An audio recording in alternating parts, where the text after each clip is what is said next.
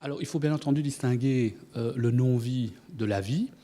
En non-vie, c'est-à-dire les assurances dommages, l'IARD, il est évident, ça saute aux yeux, que le courtage, et je dirais l'intermédiation en assurance en général, mais le courtage essentiellement est dominant.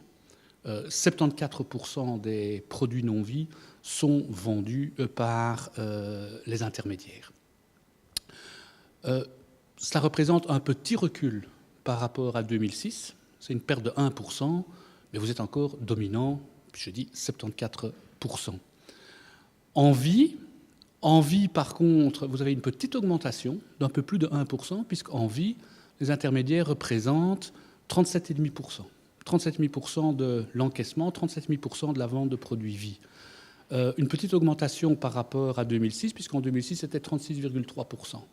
Donc je dirais que les deux se compensent. En non-vie, vous perdez un petit pourcent. En vie, vous gagnez 1%. Mais ce pourcent que vous gagnez en vie n'est pas mésestimable, puisque vous savez que l'encaissement en vie est nettement plus important que l'encaissement en non-vie. Donc ce pourcent que vous gagnez en vie est très important. Est très important parce que votre rapport en vie, ça représente en chiffre absolu quand même 8 milliards d'euros. Et s'il y a une progression de l'intermédiaire en vie, et là je vous dis c'est mon interprétation personnelle, c'est parce que je pense que le consommateur se rend de plus en plus compte qu'il a besoin de conseils, qu'il a besoin d'informations, qu'il a besoin d'accompagnement.